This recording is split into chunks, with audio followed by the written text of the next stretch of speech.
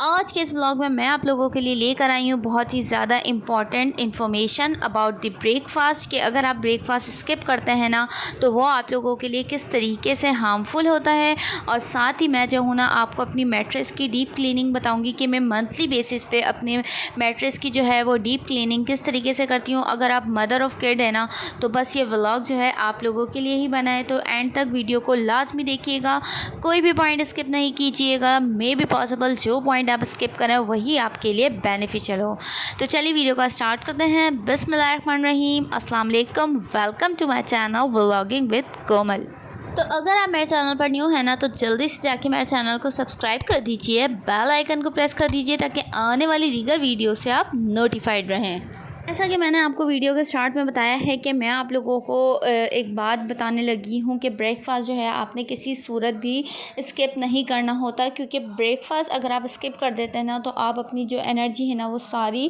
ख़त्म कर देते हैं। एनर्जी लेवल आपका बिल्कुल डाउन रहता है। अगर आप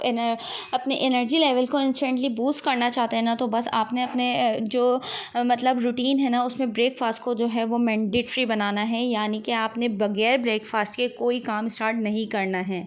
क्योंकि बहुत सी लड़कियां ऐसी होती हैं जो उठते के साथ ही ना बस अपना कॉलेज चली जाती हैं और यूनिवर्सिटी चली जाती हैं और उनको नाश्ते का कोई कॉन्सेप्ट ही नहीं होता कि बस हम लोग यूनी जाके कुछ खा लेंगे या हम कॉलेज जाकर कुछ खा लेंगे। तो ये जो है ना वो बहुत ज़्यादा रॉन्ग कॉन्सेप्ट होता है, क्योंकि ये जो है ना आपके मेटाबॉलिज्म को बहुत ही ज़्यादा स्लो कर देता है, आपके एनर्जी लेवल को बहुत ज़्यादा डिक्रीज़ कर देता है।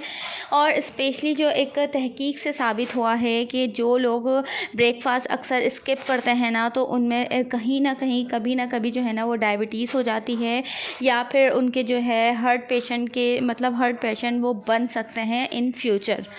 तो आप कोशिश यही क्या करें कि बेशक आप जो है वो लाइट ले लें ब्रेकफास्ट, एक बॉयल ले लें, या फिर अगर आपका कुछ भी दिल नहीं कर रहा तो आप एक जूस का ग्लास पी लें, मगर ये है कि आपने किसी भी सूरत अपना ब्रेकफास्ट जो है ना वो स्किप नहीं करना। क्योंकि अक्सर लड़कियां कहती हैं कि हम डाइट पर हैं तो इसलिए हम ब्रेकफास्ट जो है वो स्किप कर रहे हैं, लेकिन उन लोगों को ये बात नहीं पता होती कि सबसे ज़्यादा जो वेट गेन होता है ना वो ब्रेकफास्ट जो है वो इग्नोर करने से ही होता है। अगर आप नाश्ता नहीं करते ना तो उससे आपका तेज़ी से जो वेट है ना वो बढ़ने लगता है। तो इसलिए नाश्ता जो है ना वो लाजमी क्या करें, अगर आप डाइट पर भी हैं ना तो फिर आप जो है वो डाइट वाला ही ब्रेकफास्ट लें, मगर जो है आपने लेना ज़रूर होता है।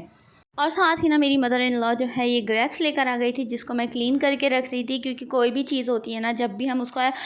जैसे ही मार्केट से आती है ना तो उसको हम एज इट इज़ अगर अपने फ्रिज में रख देना तो वो ख़राब हो जाती है, और अक्सर जो है हम लोग उसको खा भी नहीं पाते और वो ख़राब हो जाती है। तो इसलिए कोशिश यही क्या करें कि जब भी कोई चीज़ आप लेकर आएँ तो उसको फ़ौरन जो है वो क्लीनिंग करें, उसकी साफ़ सुथरा करें और उसको साफ़ करके ही अपने फ्रिज में रखें। क्योंकि फिर जब कोई मतलब मेरे हस्बैंड वगैरह या बच्चे वगैरह कोई भी फ्रिज में मतलब खोलते हैं तो उनका दिल करता है तो वो उठाकर खा लेते हैं,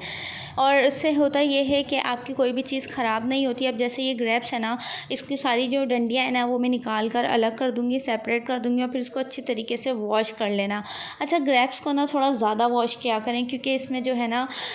मक्खियाँ बहुत ज़्यादा लगी हुई होती हैं बाज़ारों में, और इसके अलावा तरह तरह के हाथ जो है वो लगते रहते हैं। तो इसलिए इसको अच्छी तरीके से 2 या 3 मरतबा वॉश किया करें। फिर उसके बाद जो है ना किसी स्ट्रेनर में इसको स्ट्रेन कर दिया करें। जब इसका सारा पानी जो है बिल्कुल निकल जाए, इसके एक्सेसिव वाटर बिल्कुल ख़त्म हो जाए, ये बिल्कुल ड्राई हो जाए ना, तो फिर आपको इसके एक बाउल में डाल के ना रख देना है और उसको ऊपर से कवर कर देना है, और फिर आप उसको फ्रिज में रख सकते हैं। और उसके बाद जब भी ठंडा हो, बच्चों को आप कुछ भी मतलब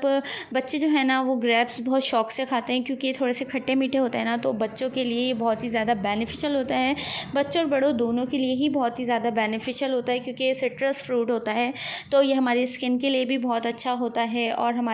हेयर्स के लिए भी ये जो है वो बहुत ज़्यादा बेनिफिशियल होता है। तो इसलिए फ्रूट तो वैसे भी हर और किस्म साथ का ही जो ना है वो आपने अपनी मेंटल और फिज़िकल हेल्थ का भी बहुत ज़्यादा ख़्याल रखना होता है, क्योंकि बीइंग अ हाउसवाइफ आपने पूरे घर को मैनेज करके चलना होता है। आप एक घर की मैनेजर होती हैं, तो जब तक आप अपने आप को मैनेज नहीं करेंगी तो आप अपना घर भी ऑर्गेनाइज वे में नहीं चला सकती। तो आप कोशिश यही क्या करें कि आप अपनी डाइट का बहुत बहुत अच्छे तरीके से ख़याल रखें और रोज़ की बेसिस पर जो है कोई ना कोई एक फ़्रूट लाज़मी लें, क्योंकि जब भी आप काम कर रही होती हैं ना, तो बस आप एक फ़्रूट अपने पास रख लिया करें और चलते फिरते वो खा लिया करें। या फिर जो है कोई भी काम से फ्री होके फ्री टाइम में आप अपने लिए एक वक्त ऐसा मुकर्रर कर लें जिसमें आपने वो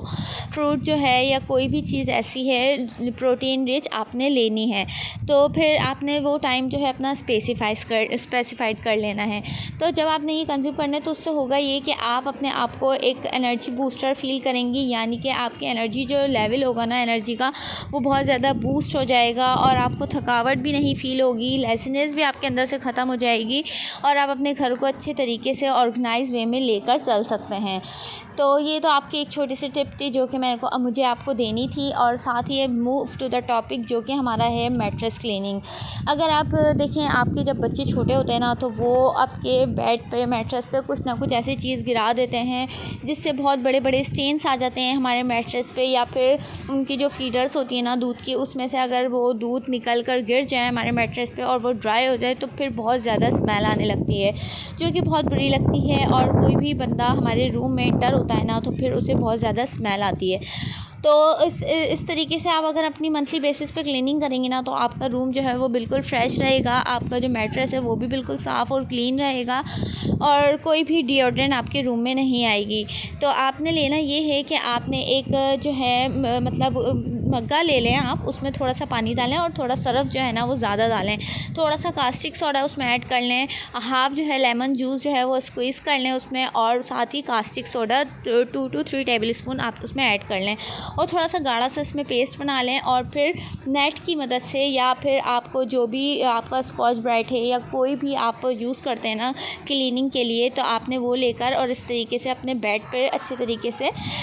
लगा लेना है पूरे बेड पे। जहाँ भी आपको स्मेल आ रही हो या फिर स्टेन्स हो, तो आपने सब जगह लगा देना है। उसके बाद जो है एक आपने साफ़ कपड़ा लेना है